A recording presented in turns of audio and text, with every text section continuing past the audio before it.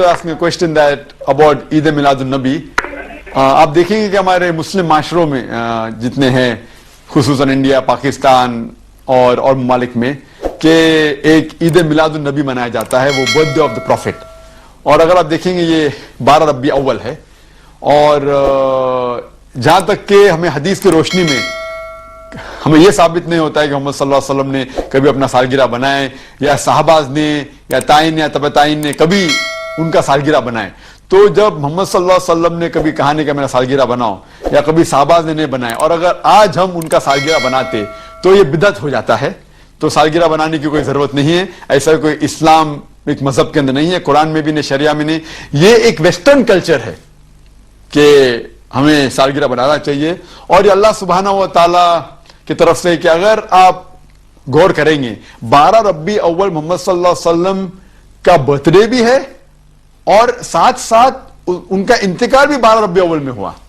تو اگر میں آپ سے پوچھوں گا کہ 12 ربیع اول ان کا ڈیتھ اینیورسری بنا رہے یا برتھ اینیورسری بنا رہے، تو اللہ سبحانہ و تعالیٰ جیسا کہتے ہیں مکرو مکر اللہ واللہ خیر الماکرین، سورہ ال عمران میں سورہ نمبر 3 آیت نمبر 54 میں، کہ انہیں پلان کیا اور پلاٹ کیا، اللہ سبحانہ و تعالیٰ نے بھی پلان کیے، اور اللہ از دا بیسٹ آف پلانر. تو یہ کوئی قرآن اور حدیث کی روشنی میں ثابت نہیں عید میلاد النبی بنانا، اور ہمیں بنانے کی ضرورت نہیں ہے. یہ جس طریقے سے کرسچن لوگ عیسیٰ علیہ السلام کا برتھ ڈے بناتے ہیں، یہ الگ مذہب ہے، اسلامک مذہب میں اس کی کوئی اجازت نہیں. اللہ تعالیٰ علیہ وسلم کی میلاد کے متعلق دلائل بہت سارے ہیں.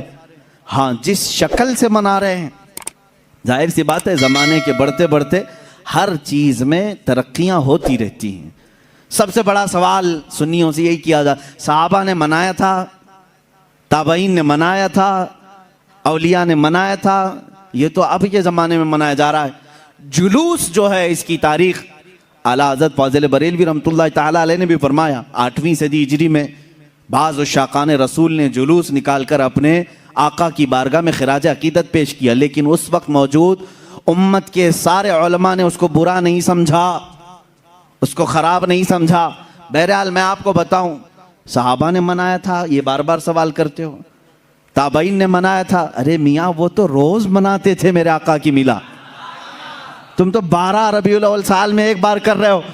صحابہ روز مناتے تھے. میلاد کا مطلب کیا ہے؟ جاؤ پوچھو، حسان بن ثابت ہمیشہ کہتے تھے وَأَحْسَنُ مِنْكَ لَمْ تَرَ قَطُّ عَيْنِي وَأَجْمَلُ مِنْكَ لَمْ تَلِدِ النِّسَاءُ. یہی تو میلاد مصطفیٰ ہے.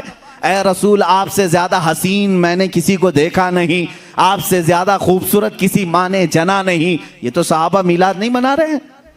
صحابہ کرام حضور اکرم صلی اللہ تعالیٰ علیہ وسلم کے قصیدے پڑھتے تھے. اب آؤ ہجرت کا وہ واقعہ تو سنو ذرا.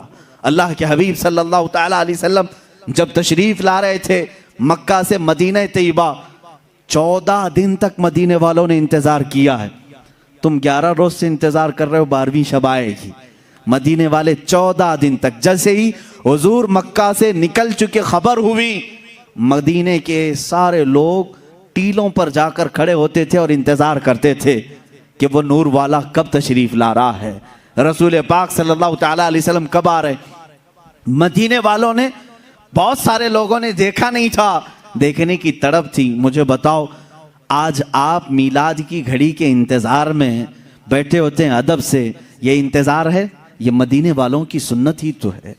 دوستوں، جب ان لوگوں سے کہا جاتا ہے کہ دلیل پیش کرو، کہاں لکھا ہوا ہے، تو یہ لوگ اس طرح سے دلیل پیش کرتے ہیں کہ صحابہ نے کہا کہ آپ بہت خوبصورت ہو، صحابہ نے میلاد منا لیا. واہ! صحابہ نے کہا آپ جیسا کوئی نہیں، تو صحابہ نے میلاد منا لیا. کیا لاجک ہے یار. میرے دوستوں، میں آپ لوگوں سے یہی گزارش کرنا چاہوں گا کہ آپ قرآن کو سمجھ کر پڑھیں، آپ صحیح حدیث کا معلومات حاصل کریں. ٹھیک ہے دوستوں، اگر یہ ویڈیو اچھا لگا ہوگا تو سبسکرائب ضرور کیجیے گا، اور ساتھ میں شیئر بھی کیجیے گا. خدا حافظ.